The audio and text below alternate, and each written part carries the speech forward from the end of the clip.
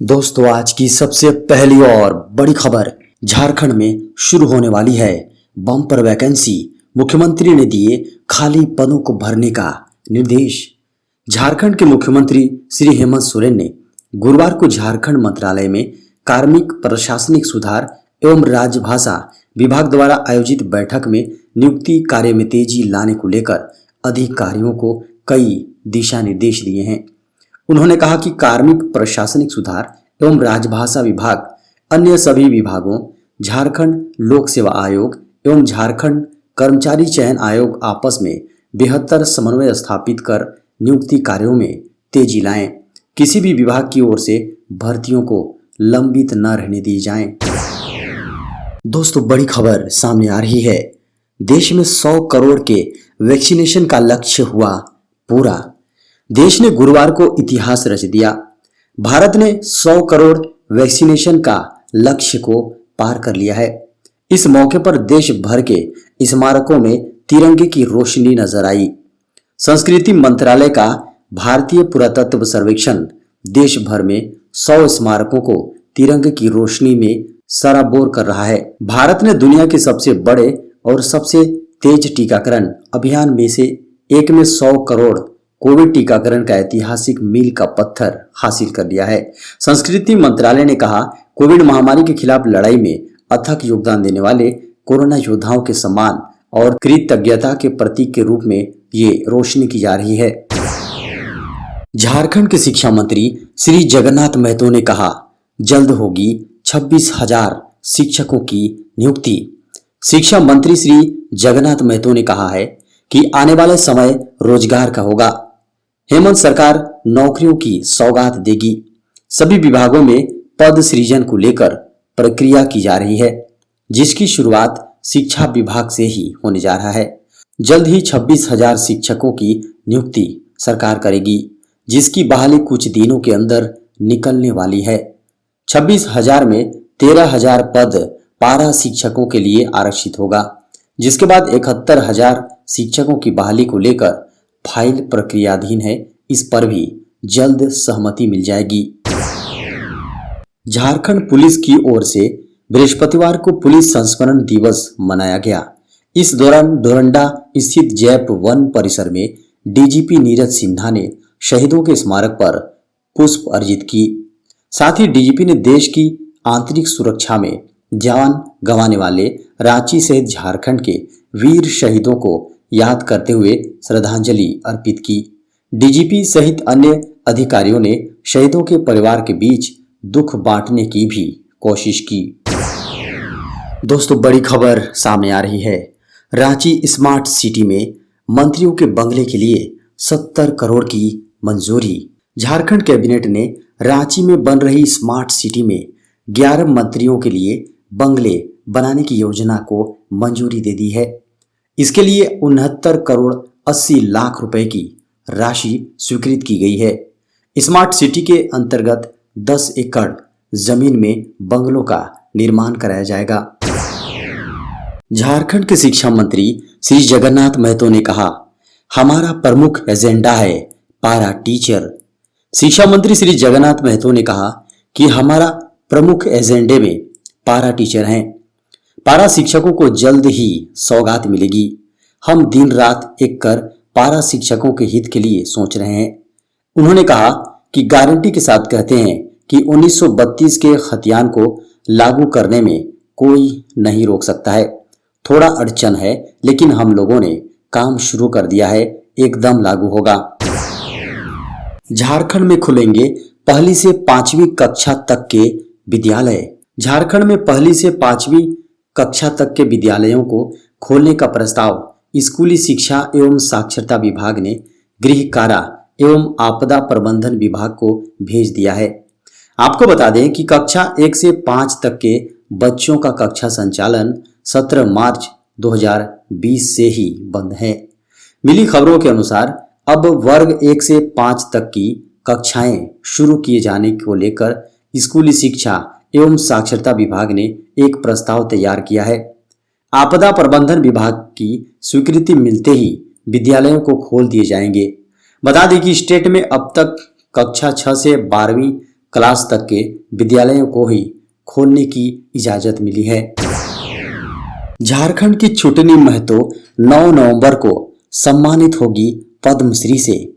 झारखंड की छुटनी महतो को आने वाले 9 नवंबर 2021 को पद्मश्री से सम्मानित किया जाएगा। छुटनी महतो को डायन प्रथा के खिलाफ काम करने के लिए सम्मानित किया जाएगा। इसको लेकर छुटनी महतो को आमंत्रण मिल चुका है। पद्मश्री सम्मान की घोषणा 25 जनवरी 2021 को किया गया था। घोषणा के लगभग 9 महीने बाद सम्मान समारोह के लिए कॉल आया है। कॉल आने के बाद से छुटनी महतो और उनके फैमिली काफी खुश हैं। कोरियाई छात्रों को हिंदी पढ़ाएंगे झारखंड के टीचर। झारखंड की राजधानी रांची स्थित सेंट्रल यूनिवर्सिटी ऑफ झारखंड और कोरिया के हंकुक, जी हां, हंकुक यूनिवर्सिटी के बीच एक करार हुआ है। इसके तहत इस कोरियाई यूनिवर्सिटी के छात्र हिंदी का पाठ पढ़ेंगे। रांची स्थित सेंट्रल यूनिवर्सिटी ऑफ झारखंड के टीचर कोरियाई छात्रों को हिंदी पढ़ाएंगे। यह कक्षा ऑनलाइन होगी जो आने वाले 27 दिसंबर से 7 जनवरी तक चलेगी। दोस्तों, बड़ी खबर सामने आ रही है। अब खुली जेल में रहेंगे आत्मसमर्पण करने वाले उग्रवादी।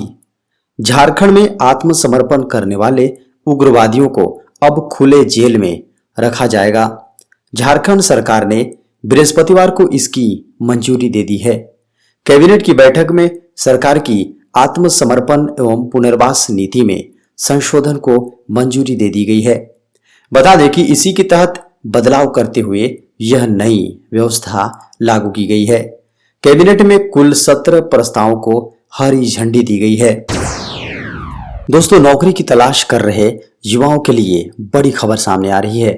सरकारी बैंकों में 4135 ऑफिसर पदों पर भर्तियों के लिए शुरू हुआ registration. Institute of banking personnel selection यानी IBPS द्वारा प्रोबेशनरी ऑफिसर PO में निकली भर्तियों में नौकरी पाने का शानदार मौका है। हाल ही में IBPS ने देश की 11 प्रतिष्ठित बैंकों में प्रोबेशनरी ऑफिसर के 4135 पदों पर बहाली निकाली है, जिसके तहत 20 अक्टूबर से आवेदन की प्रक्रिया शुरू हो चुकी है। इच्छुक उम्मीदवार जल्द ही IBPS की ऑफिशियल वेबसाइट पर जाकर अपना आवेदन पूरा कर सकते हैं और पूरे फोकस के साथ अपनी तैयारी शुरू कर सकते हैं। बता दें कि आवेदन की अंतिम तिथि 10 नवंबर है। प्रारंभिक परीक्षा दिसंबर में होगी। उम्मीदवारों का चयन प्रारंभिक परीक्षा, मुख्य परीक्षा और इंटरव्यू के आधार पर होगा। दोस्तों, बड़ी खबर सामने आ रही है। रेलवे ने झारखंड, बिहार, बंगाल के लोगों को दिया बड़ा झटका। दक्षिण पूर्व रेलवे ने झारखंड, बिहार और बंगाल के बीच चलने वाली 8 जोड़ी ट्रेनों का परिचालन अस्थायी रूप से बंद कर दिया है। रेलवे के जोनल कार्यालय ने RTI के तहत अनुवाद चक्रवर्ती नामक एक शख्स द्वारा मांगी गई सूचना के जवाब में इस बात की जानकारी दी है। रेलवे ने इन ट्रेनों को रद्द करने की वजह यात्रियों की संख्या में कमी होना बताया है। झारखंड की राजधानी रांची और बिहार की राजधानी पटना के बीच वाया कोडरमा, हजारीबाग टाउन और बरकाकाना होकर चलने वाली रांची पटना AC एक्सप्रेस भी उन ट्रेनों की सूची में है जिन्हें रद्द किया गया है। बता दें कि हजारीबाग टाउन से होकर गुजरने वाली यह एकमात्र एक्सप्रेस यात्री ट्रेन थी। हजारीबाग टाउन स्टेशन से होकर अब केवल मालगाड़ियों का परिचालन हो रहा है। मोदी सरकार ने बढ़ाया 3% DA। केंद्रीय मंत्रिमंडल की गुरुवार को केंद्र सरकार के कर्मचारियों और पेंशन भोगियों को दिवाली से पहले बड़ी खुशखबरी दी है। केंद्रीय मंत्रिमंडल ने गुरुवार को कैबिनेट मीटिंग में महंगाई भत्ते 3% बढ़ाने का ऐलान किया है। गुरुवार सुबह 11:30 बजे से कैबिनेट की मीटिंग थी जिसमें यह निर्णय लिया गया है। 3% की इस बढ़ोतरी के साथ ही DA 28% से बढ़कर 31% हो गया है। महंगाई भत्ते की नई दर जुलाई 2021 से लागू होगी। सरकार के इस फैसले से 47 लाख सरकारी कर्मचारियों को लाभ हो रहा है।